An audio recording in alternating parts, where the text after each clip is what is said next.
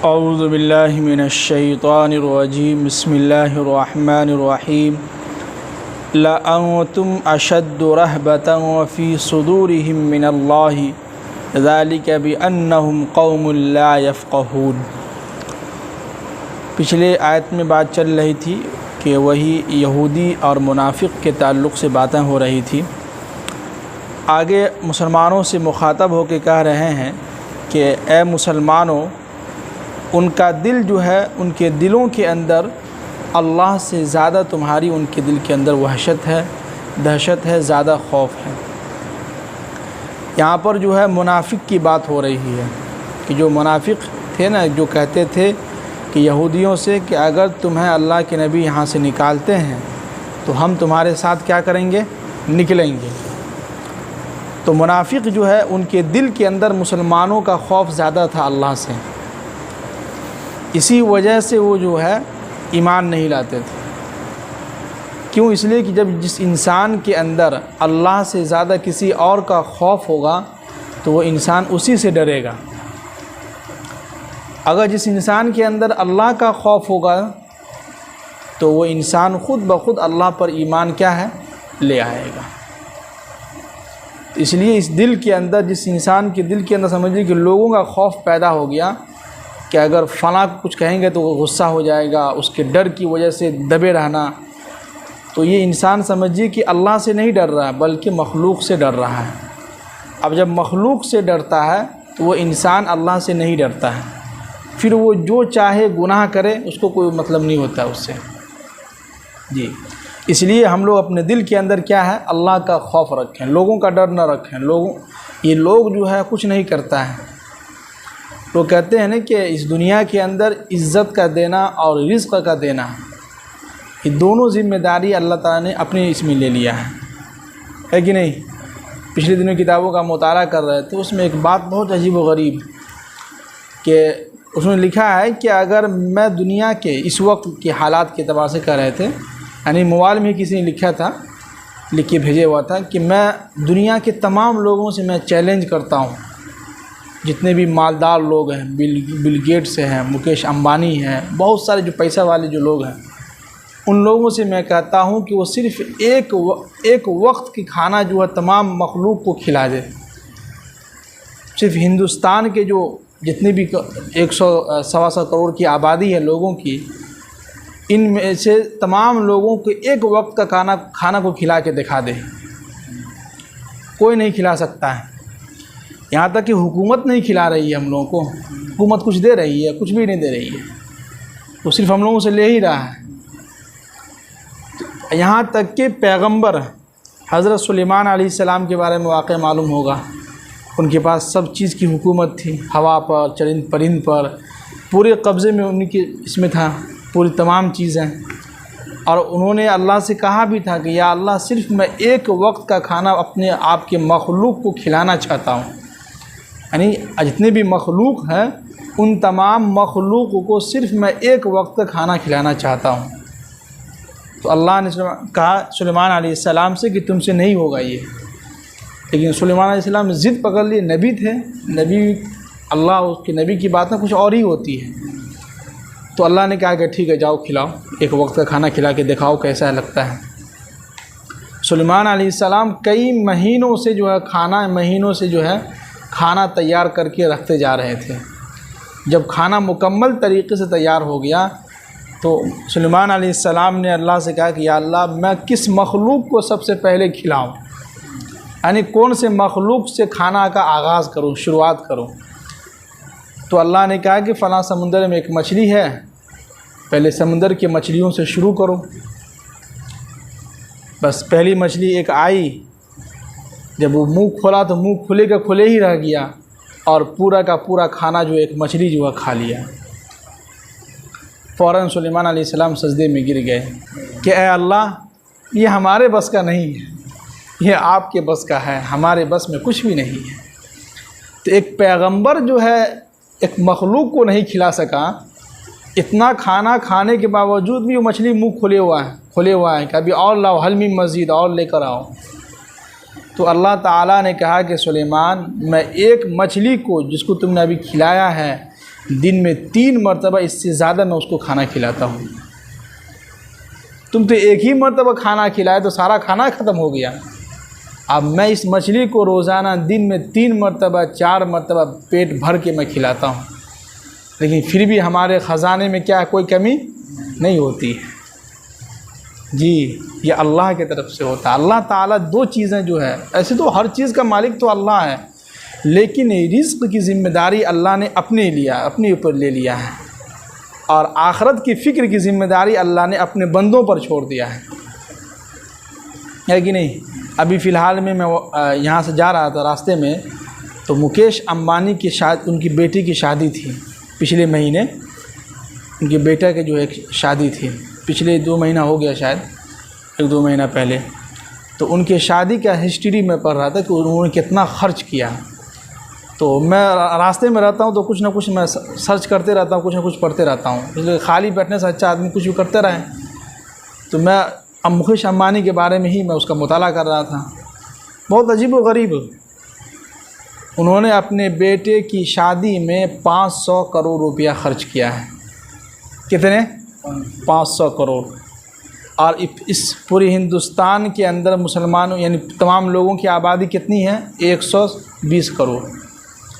यानी आबादी के हिसाब से उन्होंने तिरगुना जो खर्च कर दिया डबल।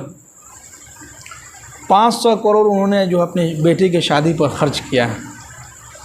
तो उसमें लिखा था कि उन्होंने जो शादी का जो कार्ड बनाया था, उस शादी के कार्ड में समझिए कि ऊपर से एक ऐसा सोने का पानी चढ़ा हुआ था, फिर अंदर एक और कवर था, 3 कवर लगा हुआ था। 3 कवर के बाद चौथा कवर पर जो प्लास्टिक पर लिखा हुआ था उसका नाम, उसके जो पूरा बायोडाटा।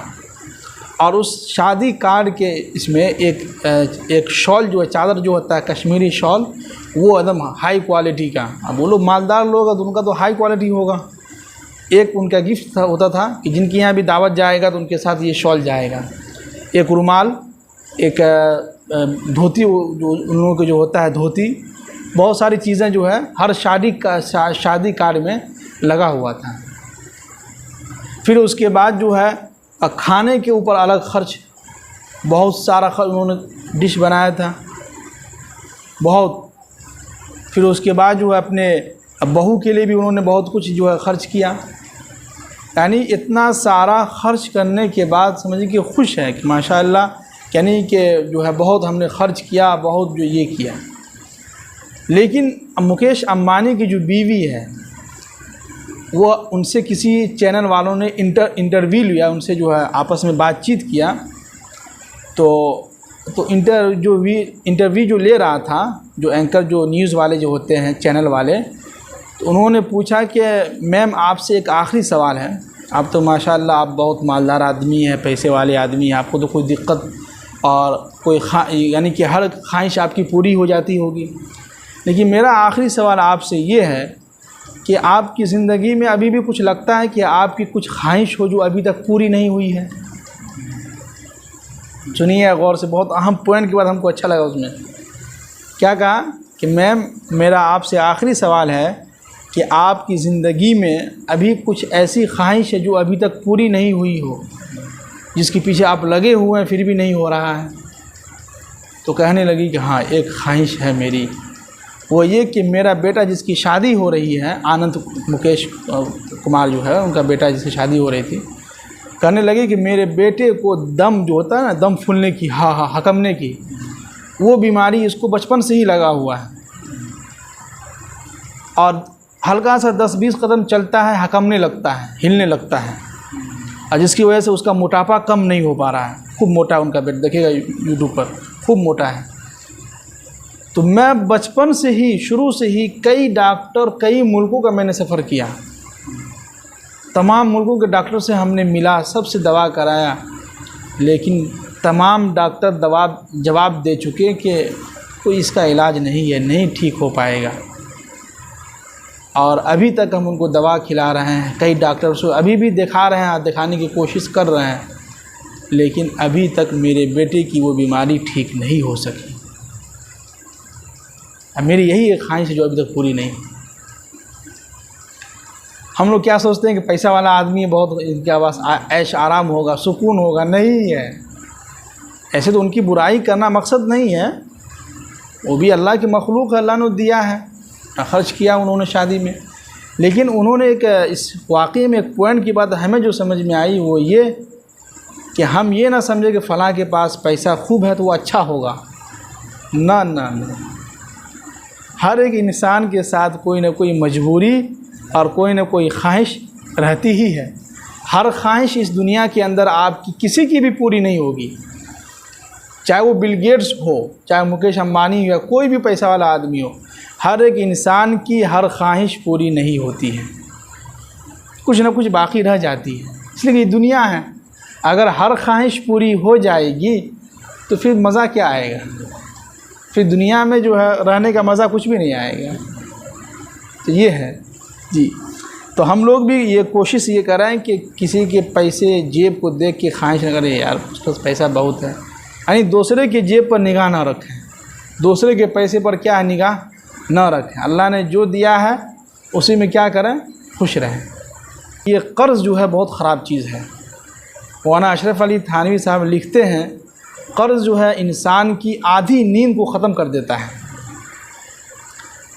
जब तक उसके ऊपर कर्ज़ रहेगा, रात में ही सोचेगा अगर यार उसका फ़लाँ का इतना कर्ज़ है, पता नहीं कब देना है, तो उसकी नींद क्या हो गई, ख़राब हो गई। इसलिए अल्लाह के नबी की हदीस है, सुनन तिरमिज़ी की हदीस है कि मोमिन जब मरता है तो उसके कर्ज़ की वजह से, जो उसके ऊपर कर्ज़ होता है ना, उस कर्ज़ की वजह से उसकी रूह जो है अटका हुआ रहता है, यानी राहत व सुकून की मंजिल तक नहीं पहुंचता है। तो जिसकी वजह से उसको तकलीफ़ होती रहती है। जब तक उसके ज़िम्मे जो कर्ज़ है वो अगर उसके वारिसीन ख़त्म नहीं करता है देव के, उस वक्त तक जो उसकी रूह जो अटका हुआ रहता है, उसको तकलीफ़ नहीं सुकून नहीं मिलता है, तकलीफ़ में ही रहता है। जैसे ही कर्ज़ उनके बेटा उनके वारिसीन अदा कर देता है, फिर उसकी रूह जो है सुकून में पहुंच जाती है, सुकून की जगह पर। इसलिए हज़रत मौलाना अशरफ अली थानवी साहब फरमाते हैं कि कर्ज़ बहुत ख़राब चीज़ है। ये क्या है? कर्ज़ बहुत ख़राब चीज़ है। भले लेट से ही सही, थोड़ा सा 10 मिनट 5 मिनट या 10 दिन 1 महीना लेट से ही सही होगा, लेकिन कर्ज़ नहीं लेंगे तो पैसा कोई माने नहीं रखता है। सबसे अहम जो चीज़ है ना, सेहत। अपने दिल को साफ़ रखिए। जब दिल साफ़ होगा, हसद कीना कपट से पाक साफ़ होगा, आपका जिस्म भी काम करेगा, आप सेहतमंद रहेंगे। इसलिए किताबों में लिखा है कि हसद एक ऐसी बीमारी है जिसकी वजह से इंसान के पूरे जिस्म के अंदर की जितनी भी चीज़ें इंसान को खोखला कर देता है। फिर वो एक समझिए कि एक पतला दुबला आदमी सा रह जाता है। इसलिए टेंशन नहीं लेना है, न किसी से हसद भी नहीं करना है। अपना देखना है कि अल्लाह ने जो कुछ भी दिया, अल्लाह का क्या है, शुक्र है, बहुत कुछ है जी। वही कह रहे हैं कि ऐ मुसलमानों, उनके दिल जो है, उनके दिल के अंदर जो है अल्लाह से ज़्यादा तुम्हारा खौफ उनके दिल के अंदर है जी। अब आगे कह रहे हैं कि ज़ालिका बिअन्नहुम कौमुन ला यफ़क़हून, ये इसलिए है कि ये लोग समझते नहीं हैं, है कि नहीं। काफ़ी लोगों के सामने कितनी कुरान की बातें की जाती है, कुरान और हदीस की बातें की जाती है मुनाफिक इनके सामने, फिर भी जो है उन्हें समझते नहीं हैं, है कि नहीं। मुहर्रम के ताल्लुक़ से हर साल उलमा किराम कितना चीखते हैं, चिल्लाते हैं, कहते हैं, मोहब्बत से समझाते हैं कि भाई मत कीजिए, ये गलत काम है, ये काम करने से क्या इस्लाम में कोई दाखिल होगा? नहीं दाखिल होगा। हम देखें वीडियो में क्या मातम है कि शराब पिए हुआ है, ढोल ताशा बज रहा है, ऐसे ऐसे कर रहा है। ये कौन सा मातम? ये तो आप अपने जो है समझिए कि अय्याशी कर रहे हैं, अपनी भड़ास निकाल रहे हैं। लाठी खेली वो अलग बात है, जिस्म की वर्जिश है वो। कहते हो कि हम हुसैनी हैं, लेकिन तुम्हारे अमल से ये लगता है कि तुम तो यजीद हो, है कि नहीं। हम हरकत इस तरीक़े से कर रहे हैं कि लग रहा है कि हम बिल्कुल यजीद हैं, और ज़ुबान से कहते हैं कि हम हुसैनी हैं। और मैंने ख़ुद इस मरतबा जो है 1-2 नौजवानों से पूछा कि तुम जो इस मातम बनाते हो, ढोल ताशा ताज़ा वगैरह बनाते हो, किसके गम में? उसका था नाम बताओ, उसका नाम नहीं मालूम। तो मैंने कहा कि 10 मुहर्रमुल हराम को जो है क्या हुआ था, कुछ मालूम है? करबला में कुछ हुआ था, मारपीट हुआ था। मैंने कहा कि किसको कत्ल किया था? तो नहीं मालूम। बताइए। अब जिसको ये नहीं मालूम कि करबला के मैदान में 10 मुहर्रमुल हराम को अहले बैत को हैद हसन हुसैन और उनकी तमाम घर वालों को कत्ल किया था, उसको ये भी नहीं मालूम, लेकिन जो है ताज़िया बना रहा है, ढोल ताशा जो बजा रहा है, लाठी खेल रहा है, शराब पी के जो है मस्त है। तो बेवकूफ़ी है। और जिसकी वजह से हर साल हम देखते हैं कहीं ना कहीं यह हादसा ऐसा होता है कि कई लोग मारे जाते हैं। अल्लाह ताला हम सबको अमल करने की तौफ़ीक़ नसीब फरमाए। सुब्हानल्लाह बिहम्दिही सुब्हानकल्लाहुम्मा व बिहम्दिही व नशहदु अल्ला इलाहा इल्ला